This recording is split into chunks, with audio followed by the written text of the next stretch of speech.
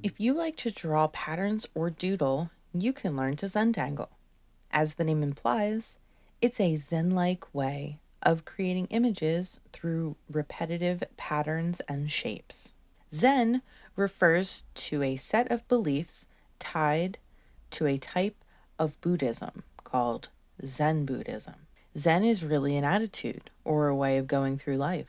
Being Zen is being at peace with yourself, with others, with everything, just the way that it is. Zentangles got their name from Zen because of the relaxing, meditative feeling you get when you create them, and the parallels that can be drawn between this way of drawing and the teachings of Zen. With Zentangles, every mark you make is a deliberate mark, drawn deliberately and consciously. Similarly, we are always making marks in our lives in the form of thoughts, words, and deeds.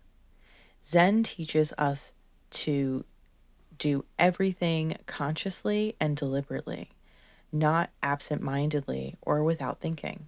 With Zentangles, there are no erasers. Again, this draws a parallel to life, as there is no eraser in life.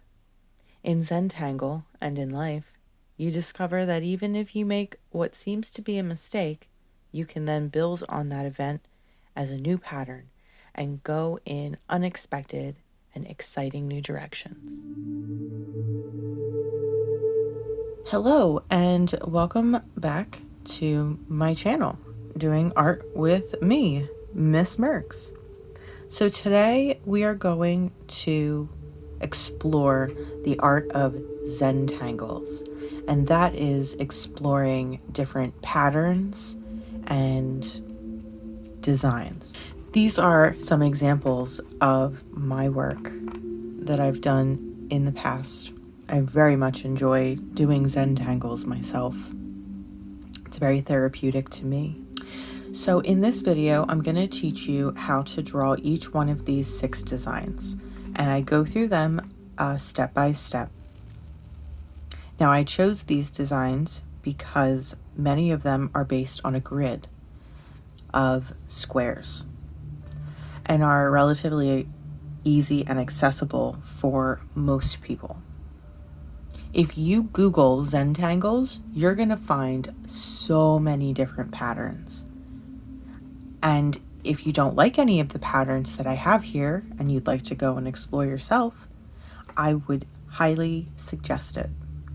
I have a personal Pinterest board that has many, many different designs on it. So I would start there. So let's get into the designs.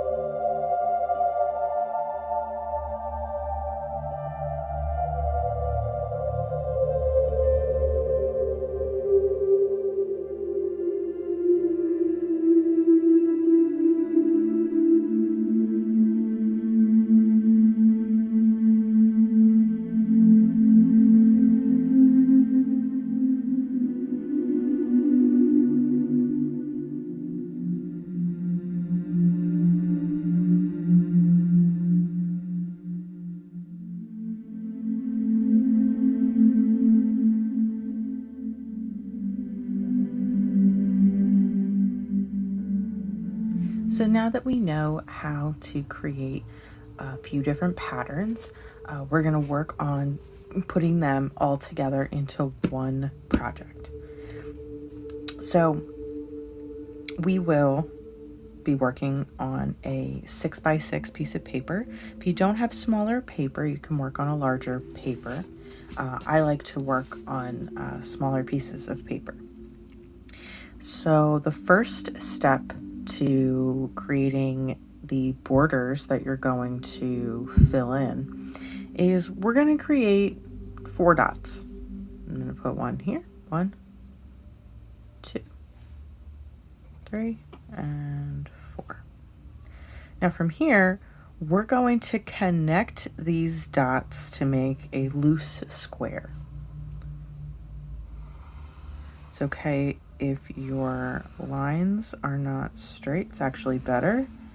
Kind of just feel it out. Feel out your lines. So we got a square. From here, we're going to make a zigzag that starts at the left and touches at 3 points. We're going to start like this. 1, 2, 3. This gives us 4 sections to fill in for patterns. Now, if you remember, I taught you how to create 6 different patterns. So you only have to choose 4 for your project.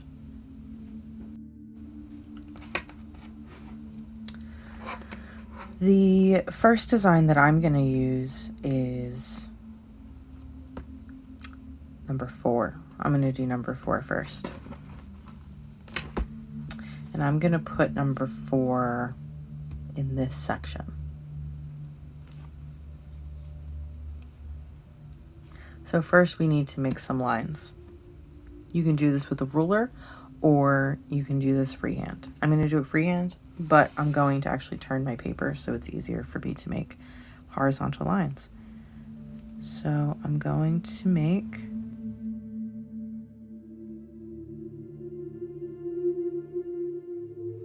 I'm only staying in this section. Great. I'm going to turn my paper again.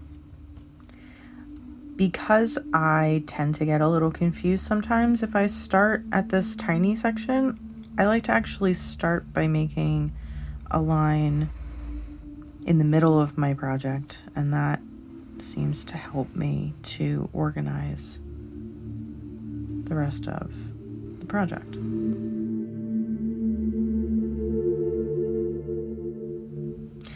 Now I have a grid. I have a grid inside here. So if you remember, I'm going to make we're going to make a circle inside a circle.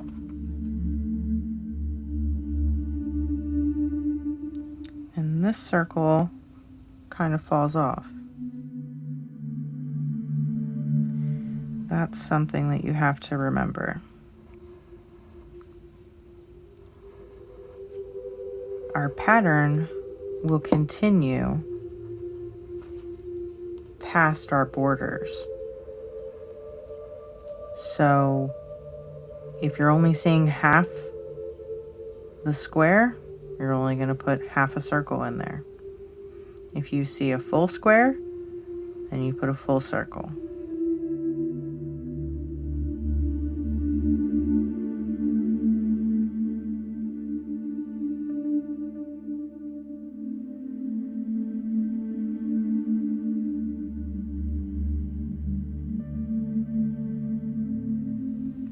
So these little triangles we got to do. So I'm just going to put a little half circle.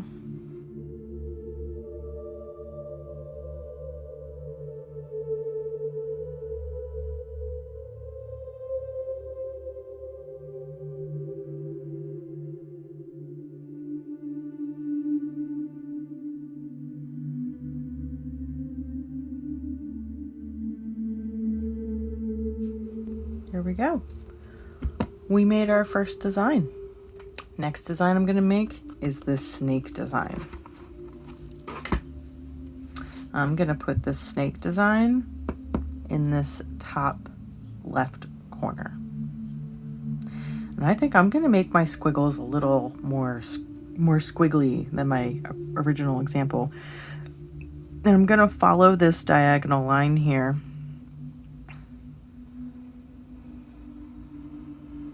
I'm gonna go the same direction. And you can do this however you like. You're copying the squiggle that happened below. And then for this one, we're gonna do kind of half bumps because the other part of the design is below this line. And there we go. So every other one, we're gonna put vertical lines. So I skipped this one and went to the second one. I'll skip this and go to the next one.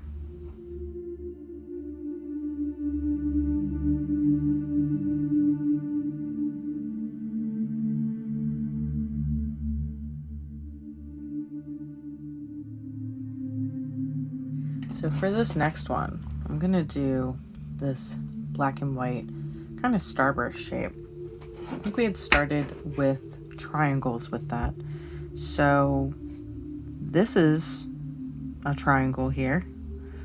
So I'll start to mark off. See how this turns into a triangle? I'm gonna mark off different sections so that I get triangles. Be a long skinny triangle. We can break this up if you want, or you can leave it like that. So I'm going to turn my paper for myself because it's easier to draw in different ways.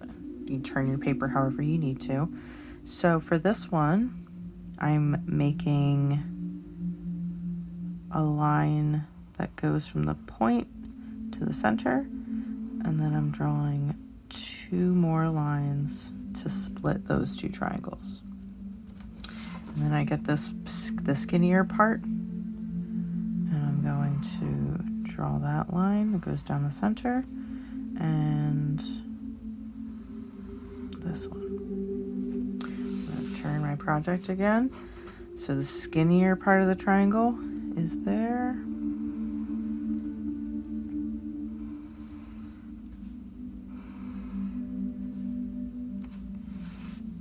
Turn my page. I'm just doing this one here. Down the middle. Off to the 2 sides.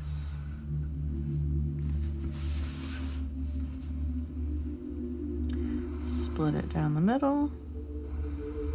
Off to the 2 sides. Now this one I'm gonna do this way.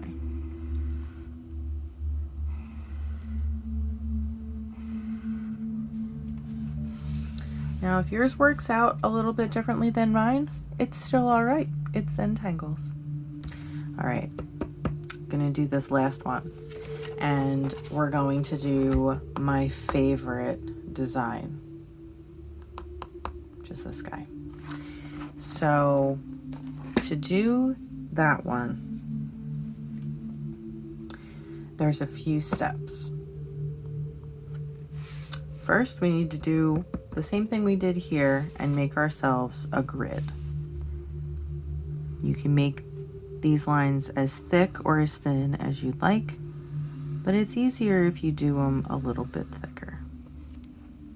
The width of each space that you leave.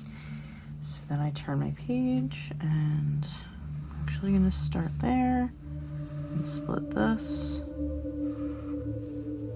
And like that. So the way you start this is you find the center of each one of your squares. Now remember, I'm doing the whole squares first because those are the easy ones.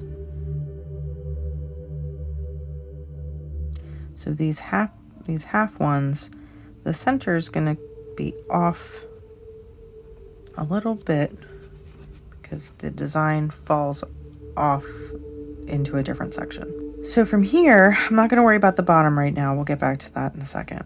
So from here, we're going to create a square using the point that we had put and making 2 lines so that you get a tiny square.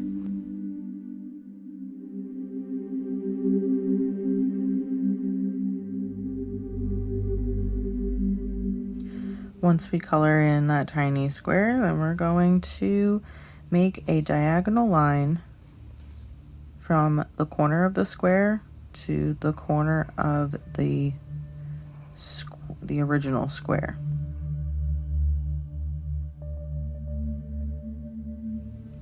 And in some of these you can't see, so this bottom section, we can't see this bottom square. All we're going to be able to see is the diagonal. Actually, we might be able to see a little bit here.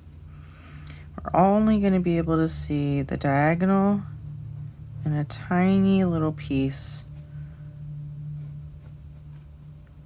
of the square. That's why I like to do this one last, because I'm looking at the square above it to get an idea of the angle and line up where the center of the square above was so that I can find the center. This one's a pretty difficult one, so if you want to do one of the other designs, that is quite all right.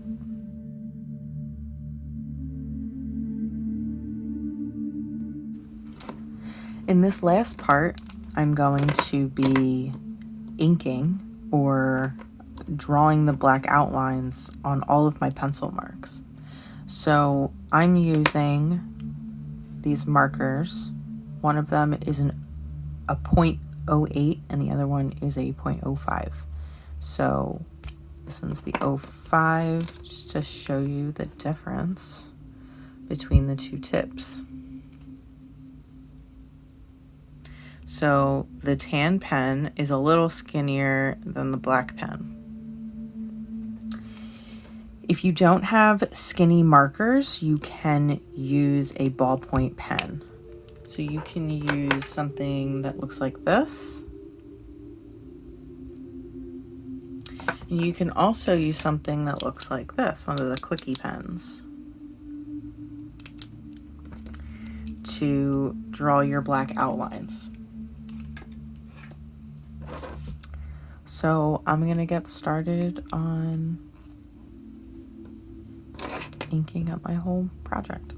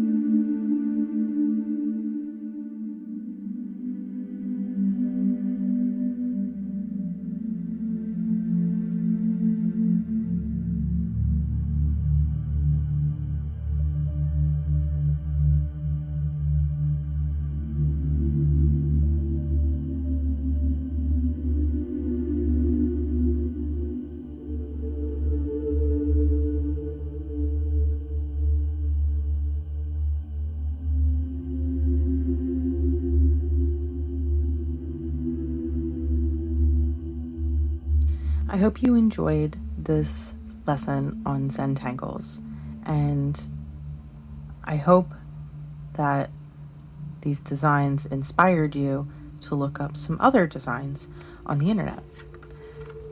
I added a little bit of shadow to this bottom section over here. And yeah, I really hope you enjoyed. And as always, thank you for watching and thank you for coming to this art lesson. And I will see you on the next one. Bye, guys.